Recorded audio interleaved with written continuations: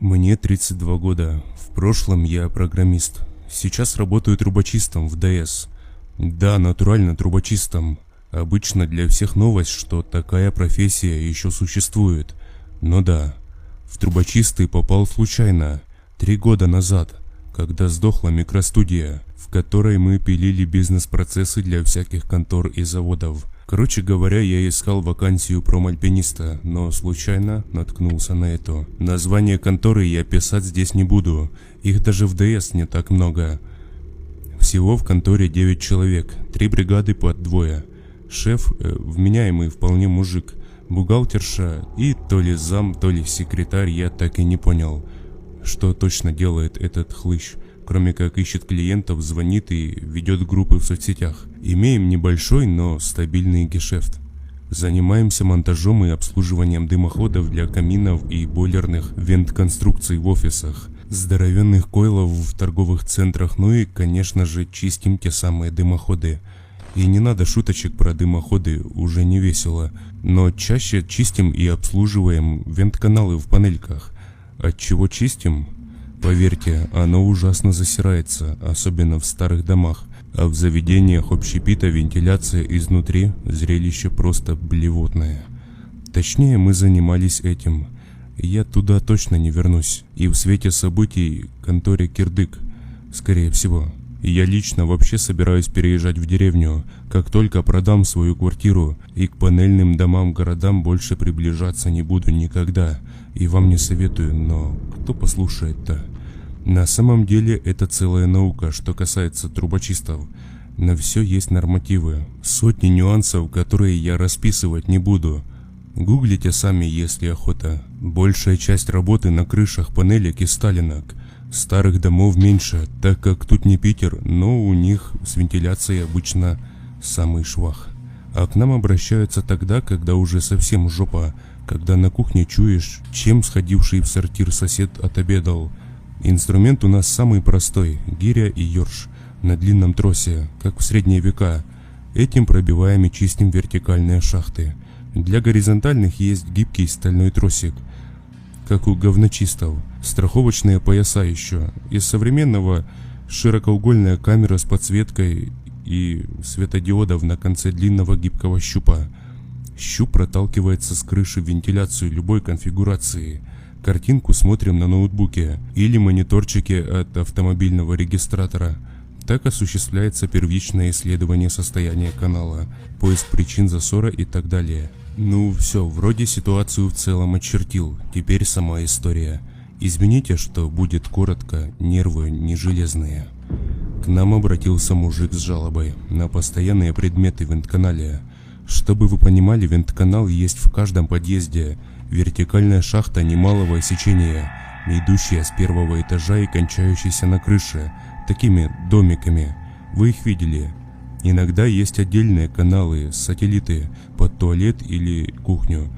Строение зависит от серии дома. Канал бывает бетонным или жестяным. Его может быть видно в квартире. Выступающий из стены распределительный короб проходит в каждой квартире. Ветвится на отдельные помещения трубами более узкого сечения. Чего только люди не делают с ними. Свои рукожопые врезки с вытяжек иногда прямо в общую шахту, чем нарушают схему давлений в ней и воняют своей готовкой на 3 этажа вверх и вниз.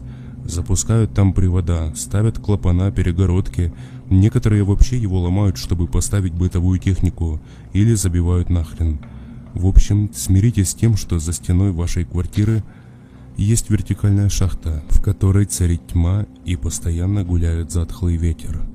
С мужиком-клиентом история была такая, что его малой сын и жена говорили, что по ночам что-то стучит им в стену, и вроде как неравномерно, с интервалами, но потом стуки и поскребывания повторяются. Стучало в стену туалета, санузел раздельный. Сперва грешили на поехавших соседей, но нет, их в то время вообще не было в квартире. Мужик простучал стенку и смекнул, что что-то долбит ему из вентиляционной шахты. Малой его так и спрашивал, кто, мол, там стучит за стеной. Ссаться начал по ночам. Или еще что. Короче, мужик нашел нас и вызвал. На первичный осмотр приехал я один. Я с ними говорил. Вообще бригада меньше, чем из двоих по ТБ состоять не может, но первичный можно и одному. Если вы решили, что вот она крепота, то разочарую. Ситуация достаточно обычная. В шахте может оказаться что угодно, вплоть до кошки или голубя. Всякий мусор, тряпки, пакеты и так далее. Обычное дело, а стучало оно и днем, просто днем шумно и не слышно. Да и воздушные потоки ночные от дневных немного отличаются. А причина стука в шахте всегда ветер, и то говно, что там застряло. Банально раскачивается. Просто малой попался впечатлительный, ну и клиент занервничал. Взял я в общем ключ от чердака, расписался, полез. Нашел нужный выход. Разложил на гудроне крыши моток троса с гирей, ноут, бобину, кабеля от камеры. Начал проталкивать камеру вниз по шахте. Закурил заодно. Все как обычно. Гирю я с собой взял, чтобы, если получится, быстро почистить шахту. По ТБ работать одному нельзя, но и шеф по головке не погладит, если бригаду лишний раз придется из-за ерунды гонять. Здание, кстати, было 12 этажей. Панелька серия P46, если кому интересно. В общем, травил я себе кабель потихоньку, посматривал на экран. На экране рывками перемещение вперед, на самом деле вниз, по бетонной шахте, довольно чистой, кстати. Картинка типичная, видно вперед на пару метров, дальше чернота. И вот тут случилось говно, ребята, полное говно. На кабеле есть метровые пометки желтой краской, которые я считал. Клиент жил на 7 этаже, поэтому, как я к месту приблизился, стал смотреть в монитор, не отрываясь, и заметил, что вместо поросли сухой пыли на одной из стенок канала что-то вроде черно-бурой слизи с комочками и наростами. Но только на одной. Немного похожие бывают от самодельных кухонных вытяжек, которые и жир с салом с плиты всяко затягивают. Но тут оно было скорее как плесневые сталактиты. И чем больше я стравливал кабель, тем наросты становились длиннее и кустистее, что ли. Я хер к носу прикинул, провод повертел и понял, что грязная та стенка, которая прилегает к квартире клиента. И такое дерьмо на ней наросло, что впору СЭС вызывать, серьезно. Абсолютно нездоровое что-то, болезненно бурое и мягкое. Ну, это мне показалось, что бурое, камеры у нас-то черно-белые, картинка монохромная. Точно на уровне 7 этажа я остановился, но там не было ничего, кроме этой самой плесени. Ничто не зацепилось, болтаясь за провод или арматуру. Ничего такого. Подумал еще тогда, помню, про то, какие споры эта растительность может распространять по всему дому. Стал спускаться и заметил, что со стенкой шахты что-то не так. Вернулся назад. Вот стою на крыше в своей робе, держу кабель, смотрю в сторону на ноутбук и натурально охуеваю. На бетонной стене общей шахты на уровне квартиры клиента, покрытые плесенью, но все равно отчетливые выбоины, царапины, недоковыренные дырочки какие-то. Полное ощущение, что кто-то очень долго лез сквозь железобетон и успешно лез. Я вижу арматуру, а сами углубления глубиной сантиметров 5-6. Сама стенка не намного толще. Здесь я занервничал. Да, но болезненным мистицизмом отродясь не страдал. Да и не пацан уже. Может, при строительстве обкололи бетон, а плесень лезет из чьей-нибудь кладовки в подвале, где 3 мешка картошки на год забыли. В общем, стал опускать камеру дальше, решив дойти до низа. Длина кабеля позволяла, конечно, и так оно и оказалось. На 5 этаже уже все стены шахты были в толстом слое плесени. Старался как мог не изгвоздать привод. На уровне 3-го этажа из темноты, на границе видимости, на меня уставилось безглазое белое лицо. Это было похоже на неподвижную маску из фаянса, смотревшую прямо в объектив. На месте глазниц черные дырки. Вообще не видно ничего. От внезапности я на долю секунды опустил кабель, и он соскользнул в метр вниз под собственным весом. Картинка на мониторе прыгнула вперед прямо к белому лицу. Ничего все равно не увидел, только эту маску и темноту за ней. Но когда я тут же крепко схватил кабель, лицо стало приближаться само. Матерясь от ужаса, я как мог быстро вытягивал кабель, уставившись на монитор выпученными глазами. Взмок насквозь холодным потом. Стало тошнить. Неподвижное лицо то пропадало в темноте, то оказывалось близко к камере. Оно преследовало светящуюся камеру, и оно, как я понял, в один момент добралось до крыши. Клянусь, я уже слышал из отверстия шорох и хлюпанье, с которым оно перемещалось там внизу. Кажется, уже даже не матерясь, а поскуливая, как побитая собака, я на автомате наступил на шнур, нагнулся, подобрал гирю и бросил ее в шахту. Гиря мягко ударилась об эту тварь и сшибла ее вниз. Это я понял потому, как разматывался трос. Тварь не издала ни звука, но шорох и хлюпанье прекратились. Какое-то время у меня ушло на то, чтобы выбрать весь кабель целиком. На мониторе было пусто. Когда камера вылетела из трубы, я потерял равновесие и ударился спиной о перила крыши. Чуть не упал. Затем выбрал трос с гирей. Вся гиря была в том черном, типа отработанного моторного масла. Обтер о крышу штаны спецовки, покидал все добро в сумку и сбежал. Поехал сразу домой. По пути гнал, разбил бампер о бордюр, ну и хрен с ним. Машина моя, а не конторы. Дома разделся, робу сунул в корзину, мылся кипятком.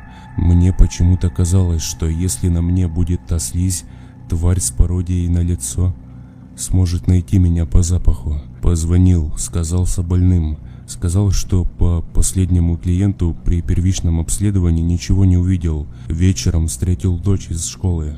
Накормил и рано отправил спать. Достал водку из морозилки и напился. Утром стало полегче, хотя раскалывалась башка. День я сидел дома и думал о всем этом. Позвонил хлыщ с работы. На утро записывал меня в бригаду на выезд к тому самому дому. Доделать дело. Сказал ему, что завтра выйду. Вечером забрал дочку из школы сам. Я видел то, что видел, понимаете? Я не решил, что мне там почудилось или вроде того. Но с работой сейчас все очень плохо, а у меня малая дочь, и я не Рокфеллер. Вдвоем с напарником уже вроде и не так страшно. Про себя решил, что посмотрим вместе до 7-го этажа, ниже не пойдем, а просто свалим оттуда. Не нашли ничего и не нашли. Короче, успокоил я себя. Вечером еще выпил для храбрости. Утром заехал в контору за Серегой и напарником. Выдвинулись. На крыше я первым делом надел пояс и пристегнулся карабином к перилам. Серега хмыкнул, но ничего не сказал. По технике безопасности так надо пристегиваться даже на плоской крыше. Но сам он не стал. Начали опускать камеру. Я травил. Серега смотрел на экран и командовал. Плесень на стенках теперь доходила до 11-го этажа. Сергей вслух рассуждал, что это может такое быть. Я молчал про себя и повторял: ниже 7-го не пойдем, хоть ты что. Но ниже не понадобилось. Эта тварь ждала нас на 7-м, понимаете? Устроила типа засаду. Мне экран ноута видно не было, но я все понял, когда Серый закричал. Тут же провод выдернули у меня из рук с такой силой, что если бы не перчатки, трындец ладоням. На этот раз все было очень быстро. Я успел услышать из винтканала шум и бульканье, и что-то еще. Отпрыгнуть в сторону Серега как раз поворачивался, и выход канала будто взорвался. Жестяной навес от дождя над ним улетел, громыхая в сторону. Из черного подвала во все стороны брызнули какие-то гадкие черные нити или полоски. Был звук вроде взлетающего реактивного самолета, глухой утробный вой, повысившийся за секунды до уровня истошного визга. Видимо, часть шума издавал я орал и не мог остановиться. Под этот визг мне показалось, что над краем кирпичной кладки, среди клубящейся и липкой на вид массы, показалось то самое лицо-маска. Но смотрело оно не на меня. Сергея схватила поперек тела черная лента, почти прозрачная на просвет, как нефтяная пленка. Его сразу затащило внутрь шахты. Он даже не успел до конца повернуться, не успел завершить свое движение. Поднялся в воздух и с криком, сложившись пополам, пропал в отверстии. Слишком узком для человека. Меня что-то ударило в грудь, и, опрокинувшись за перила ограждения, я упал с крыши. Окончательно отключился уже в падении. Придя в себя от резкой боли в животе, я был не испуган, а предельно спокоен и сосредоточен. Сразу понял, что вишу на страховке на высоте 12 этажа, а поверку наша страховка последний раз проходила при Царегорохе, но все же она меня спасла. Как скалолаз, цепляясь за веревку и упираясь ногами в стену, я взобрался обратно на крышу. Там был бардак и пятно черной дряни 3 метров в диаметре, с центром в виде выхода вентканала. Никакой крови не было. Сняв свой последний комплект спецовки на чердаке и оставшись в майке и трениках, я сел в машину и поехал в школу. Забрал Настю с урока, странно на меня поглядевшей математичке объяснил, что какое-то время надо посидеть дома. Позвонил на работу и сказал, что увольняюсь, после чего вытащил и выкинул сумку. Пару раз кто-то приходил и звонил в дверь, но я даже к глазку не подходил. Завуч объяснил по домашнему телефону, что Настя по семейным обстоятельствам какое-то время не будет ходить в школу, взяв задание по домашке вперед. Почти 2 недели все было нормально. Я выходил только в магазин возле дома. В конце концов я успокоился. Живем мы в другом конце Москвы от того дома. Работы у меня больше нет, но есть 1060 в заначке, на какое-то время хватит. Зарегистрировался на фрилансерских биржах. Решил тряхнуть стариной. Все стало очень плохо вчерашней ночью, когда дочка растолкала меня храпящего на диване и спросила: «Пап, а кто там стучит за стенкой?» Вот так вот, кто стучит за стенкой. Это было вчера. Тот мужик сказал, что до того, как он нас вызвал, стучало неделю. Значит, я видел повреждения на бетоне, возникшие за целую неделю. Значит, у меня есть какое-то время до того, как эта сука проест себе дорогу в квартиру. Видимо, сопутствующие каналы, идущие в ванную и в туалет, для нее слишком узкие. Не знаю, как она нас нашла. Наверное, это моя вина. Я только недавно постирал ту спецовку, на штанине которой оставалась черная слизь. Наверное, у твари с ненастоящим лицом отличный нюх. И 2 недели она ползала за мной, перетекая по ночам из подвала в подвал, через половину города.